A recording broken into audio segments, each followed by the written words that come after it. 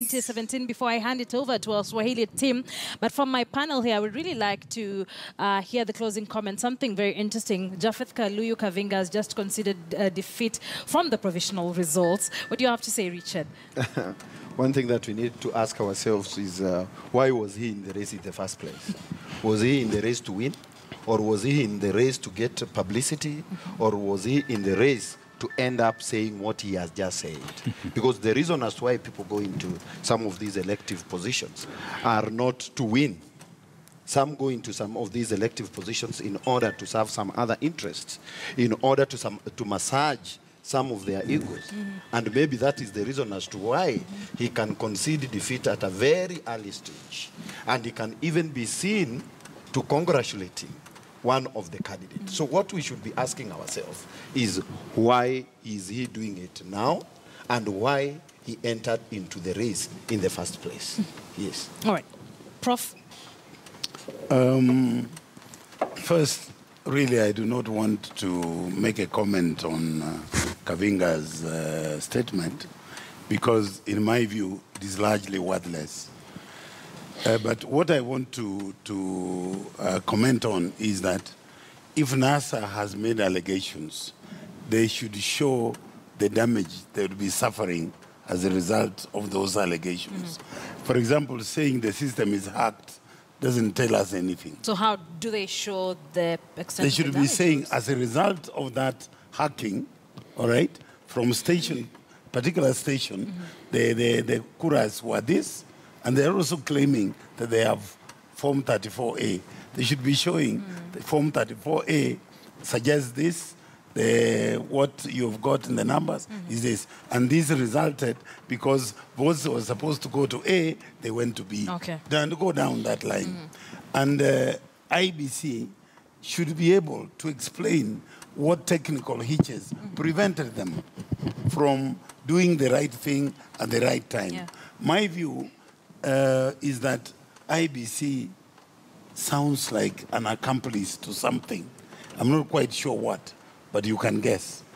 3, if you listen very carefully, there are issues, allegations that have been made against, not directly, but implicitly, towards Jubilee.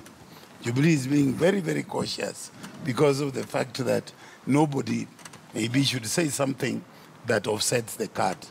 So overall, my view is that we don't have adequate information on the basis of which we can actually draw very firm conclusions. This is probably because everything is provisional. Okay. The allegations are provisional, the results are provisional, maybe even the crimes that were committed by provisional crimes.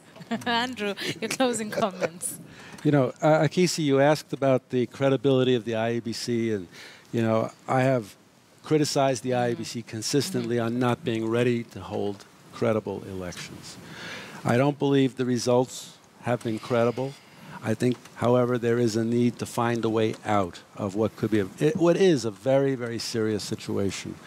I think if everyone does their own little thing, and if tonight on all the panels nobody says, oh, this guy Franklin showed up and he suggested this and that, but if all we hear are, well, they have to do this and we have to do that, and of course, and if everyone keeps repeating that despite the evidence, despite the murder of their ICT boss, that the 11,000 stations were out of network, if everyone keeps repeating they did a great job, a good job, they haven't been in office very long, in other words, 8 months is not enough, then I think we're just going right down the normal path as if it's just business as usual. In many ways, we're repeating 2013, where the results were coming out. There was the timelines provided in the Constitution for the Supreme Court to actually adjudicate a petition made it impossible to get enough evidence in time. And to their credit, I suppose, the opposition conceded because the memories of 2007, 2008 were still fresh in their minds. I don't really believe that we can continue going on as if... But also, I don't see any reason why, if in fact there's a problem with 40,734 A's, that perhaps we will find that nobody did get 50% plus one. All right, we'll see how that goes, Richard. I think my final, and I want to give the chairman some homework so that when he comes for the press briefing, those are some of the homework that I will have to check. Is that yes, let him come with what maybe some few samples here and there.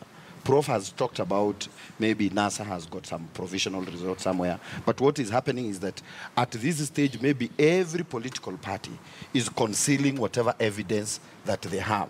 And maybe that's why we may not see a form purporting to maybe have originated from Jubilee and the same from NASA. They are waiting for IEBC to table so that now they can now counter-accuse what IEBC will table.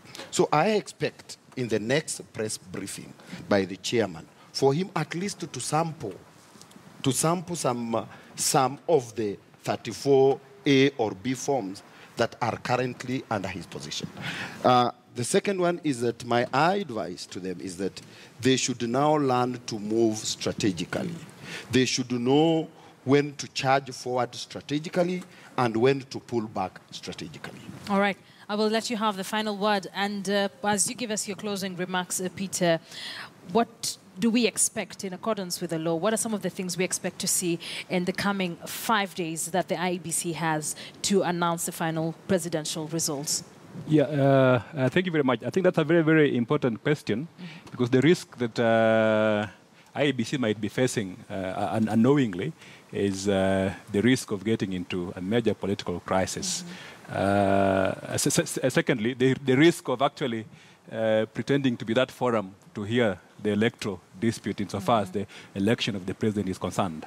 So to assuage that risk, IEBC, in my view, should first of all set strict timelines to complete the verification. And at the end of the day, it doesn't matter in terms of the outcome of those results, but they must announce the winner. They should not, because if you look at the complaint from NASA as we know it now, it appears inherently open-textured. There are no specifics in terms of the instances where the interference into the system has resulted into